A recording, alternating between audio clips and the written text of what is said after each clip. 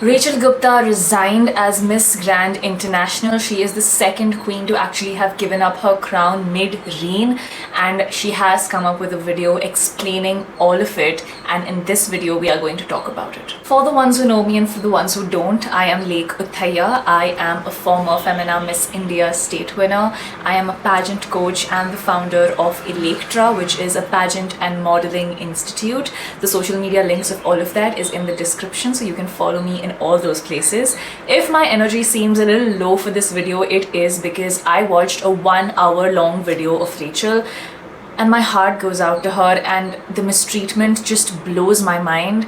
So this video is actually going to be divided into 4 chapters. In the first chapter, we will talk about all the allegations and the stuff that Rachel has told us. The second will be the response to it by the Miss Grand International, what they did as an organization after she stepped down.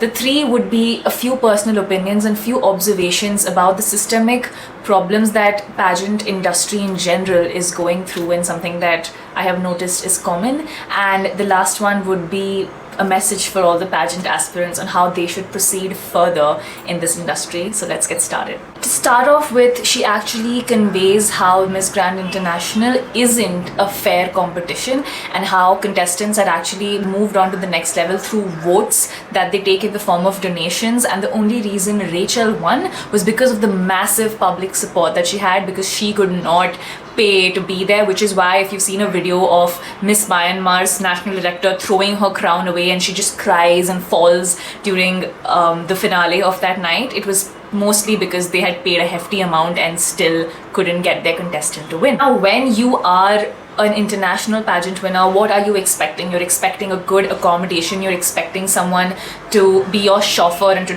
take you to places that you're expected, like good quality food, you're expected to have a healthy lifestyle, something that makes you capable of completing that dream. But what Rachel faced was the exact opposite. She was promised a penthouse, but instead she was first moved into a very cramped hotel room where apparently she couldn't even open her suitcases completely, and then she asked them that she would rather take that house, which was much on the outskirts, apparently 2 hours away from the city. And that is where she started to face these issues of not getting food on time. They were not providing her with anything. They shouldn't even have pots and pans to actually cook for herself, and she didn't even have any ways to actually even work out. She had to beg them for a yoga mat, at least so that she could maintain herself. Coming to the next point, she says that maintaining herself became such an issue because there was no proper nutrition, there was no provision for her to work out, but at the same time she actually had MGI officials like come in and hound her about losing weight that she probably had put on, or something that they noticed after on, and they started to pinch her in certain places and saying, oh, you need to lose a little weight from here. And when you win, you are also expecting prize money, but apparently that prize money was only going to be given to her at the end of her reign, and all she was promised was a monthly stipend, but they didn't even fulfill that completely, because after the first month they just stopped paying her, and she thought she would become somewhat financially independent after winning this, but instead she had to continue asking her parents for money for things like food, etc. The only thing they probably paid for was flights and accommodation. And if you are the queen, the very face of an organization, if they are putting you all over, the least you can expect is some sort of support. But apparently she was given none. She speaks about an instance where there was like $1,000 stolen from her suitcase in that house that she lived in, and when she tried to bring this up with the officials, they just ended up accusing her, saying that there is no proof. What is the proof that you have it? Another instance where she realized she was completely on her own is when Teresa, which is also one of the people of Miss Grand International, was speaking really ill of a past winner who apparently was sexually harassed during one of her tours, where a general manager of a hotel harassed her, and then she was talking about it in a very derogatory manner by saying that girls always lie, I'm pretty sure nothing happened. And that's when she realized that if anything like this were to happen to her, she was all alone, left to fend for herself. I don't know if you noticed, but I used to feel uncomfortable seeing Rachel along with the other queens stand in front of a timer and like sell certain things like food items, and she actually goes on to address that, and she says that she felt like she came from such a respectable family and she just basically could have great jobs for herself. But instead of using her advocacy, using her ideas of what she wanted to do, have an impact for the platform that she has right now, they were made to sell products, and apparently they were tacky and they weren't worth the quality. But the only reason people would even buy it is because they were queens selling it, and she felt like a salesperson, which was terrible. She does then talk about the contract, which she got really sandwiched in between, because first it laid with Glam on Supermodels, and then they dropped their national director post. I've made a video explaining all of that. Go check that out so that you get context. And then a company called Star Entertainment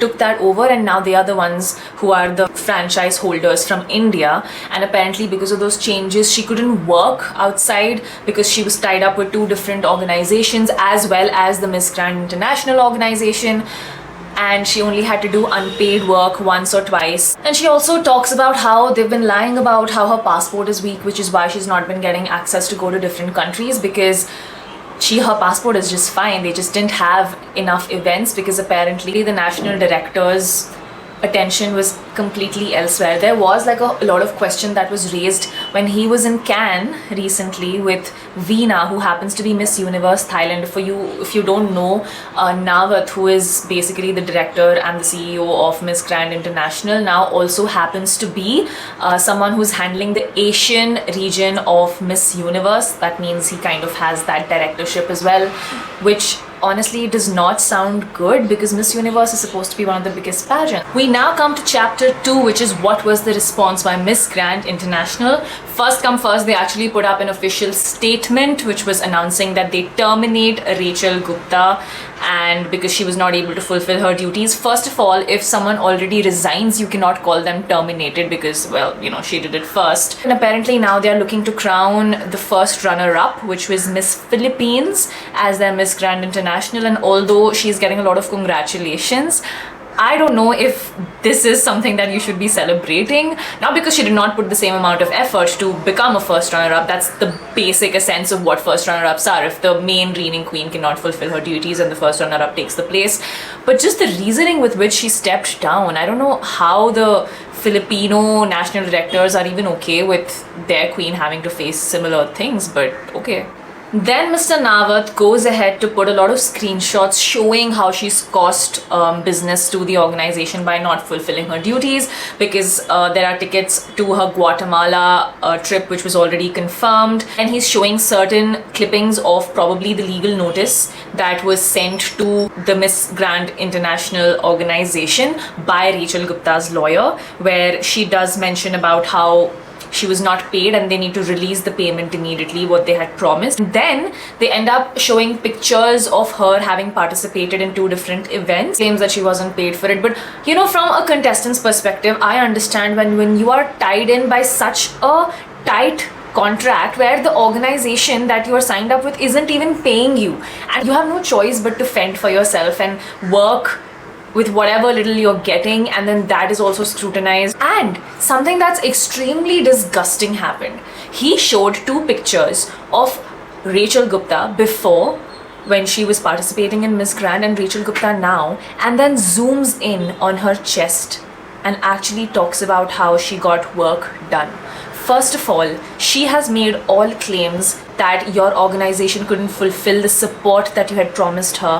What makes you think that you can publicly humiliate a personal choice that she made? They actually go on to say that she did not get any authority from the organization before doing that.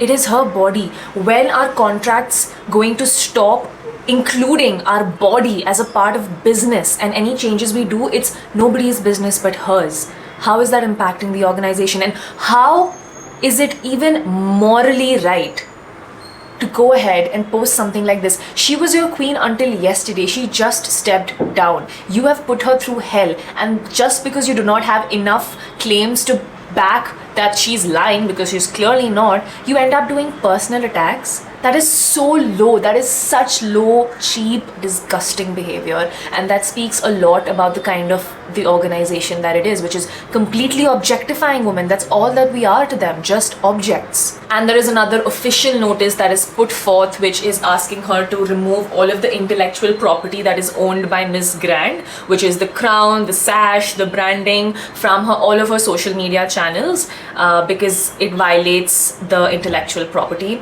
And I have been through something similar. I don't even care about the legal standpoint. How unfair is it?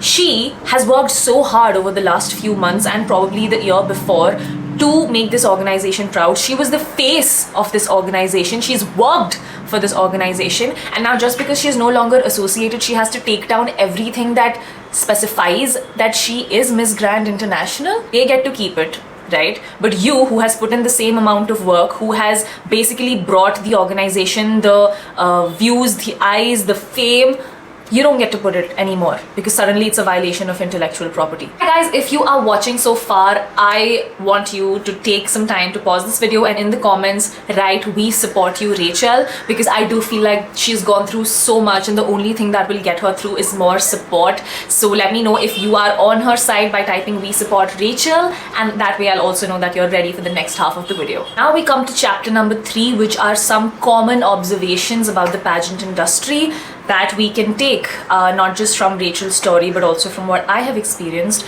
Number 1, there is a very prevalent case of body dysmorphia and body shaming that prevails across all organizations. Maybe it's not as abrupt as someone just holding your waist and telling you that you need to lose the fat, but I remember I was in one of the fittings for one of our profile shoots during my Miss India journey, and basically designers just do not make sizes. For some reason they just stick to XS, and S is the max that they go to. S is small, XS is extra small. And I think because there was no gym again that was provided to us when we were in the competition, I had started to put on weight because not everybody's body just like is naturally skinny. And I remember in the trial room they were trying to get my zip up and they couldn't. And I remember one of the contestant managers looking up to me and saying, "Lekh, you'll have to thoda sa, you know." And I was like, hey, this is a wrong size for me. Don't try to fit me into an XS when my bone structure is different. Basically, I was a medium. I was not a small.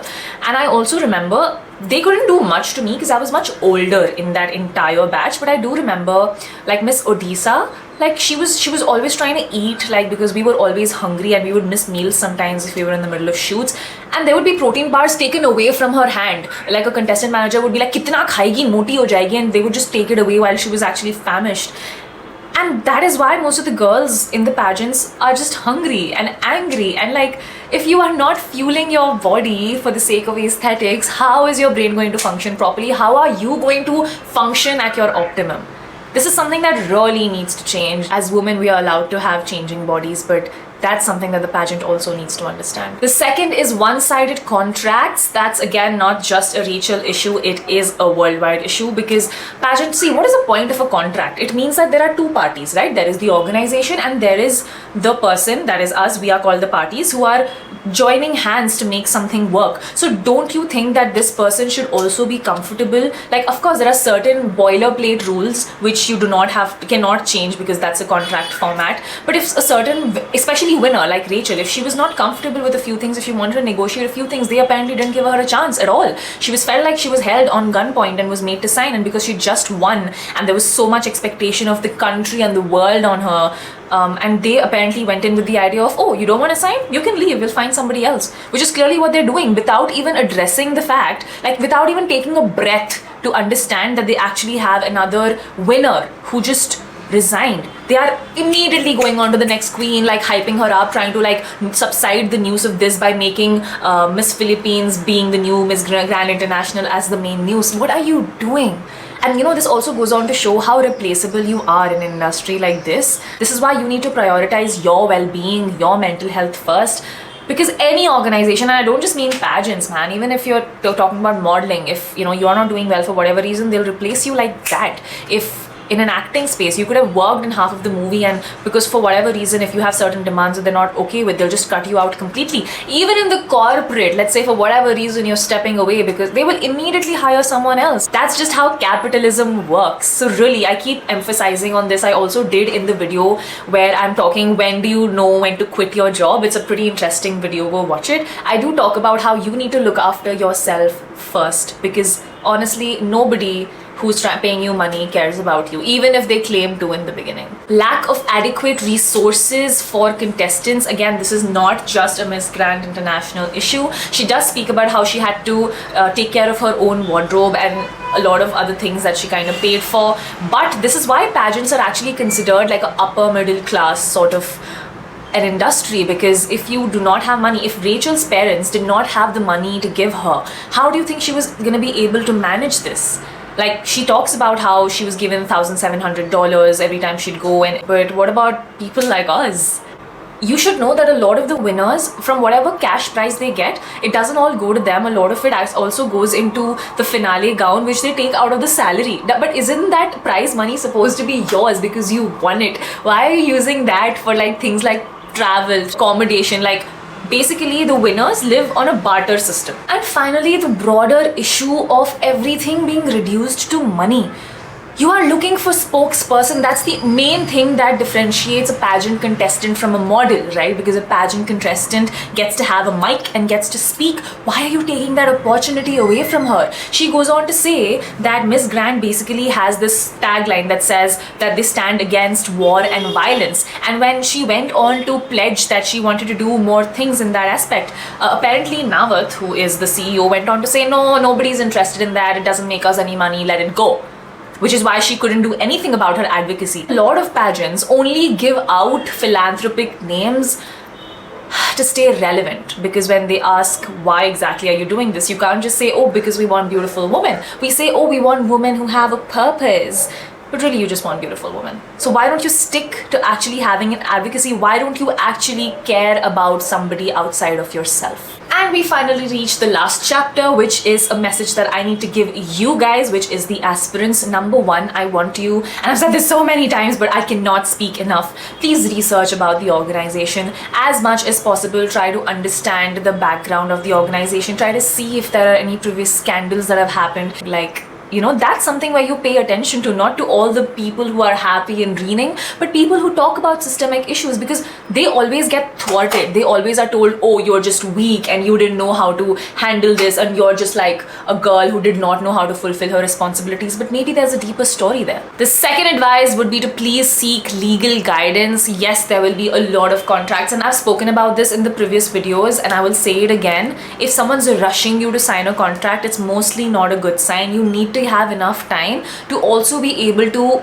go through your lawyers to understand what the repercussions of these contracts are. Because I'll tell you what, kisi bhi job mein na, shuru mein it all looks nice and rosy. It all looks like, you know what, this looks great, we're gonna have such a great time together. And then contracts go sour. And when you start working for certain organizations and you realize that their values do not match yours, or basically it's sucking the life out of you and not giving you much in return, when you try to step out, that's when they hold these contracts handy, and that's when you might get into a legal ka chakkar. So please have a lawyer friend who can just help you read through this, because I cannot even tell you how important it is. Like, I emphasize on it. Please, that should be the first thing you should do. And lastly, and I have said this in the previous videos as well, please prioritize your well-being and your mental health over any title, any sort of a job. You need to look after yourself. I cannot tell you how proud I am of Rachel for actually not wanting to go through this for another second,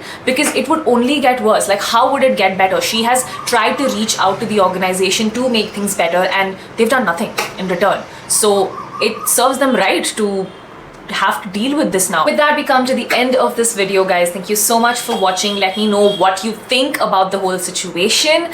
I know a lot of you are really worried about where the pageant industry is heading and whether it was always like this and now women have started to speak up. I believe the latter. I believe that more and more women are having the courage to hold down their values and are willing to actually speak up so that others do not have to go through the same thing that they have to go through, and that's a pure sign of being a girl's girl. And I am so proud of Rachel, and I think all of us should support her with everything that she has, because it's going to be much difficult for her now to get work even in India, because there'll be a lot of legal complications. I want all of you to like wish for her well-being, her mental health to recover, because she's just a 22-year-old. To go through something of this magnitude, I mean, she's so lucky that she has her parents who are really standing by her like rocks, and she has the financial assistance that she needs to hopefully get through this.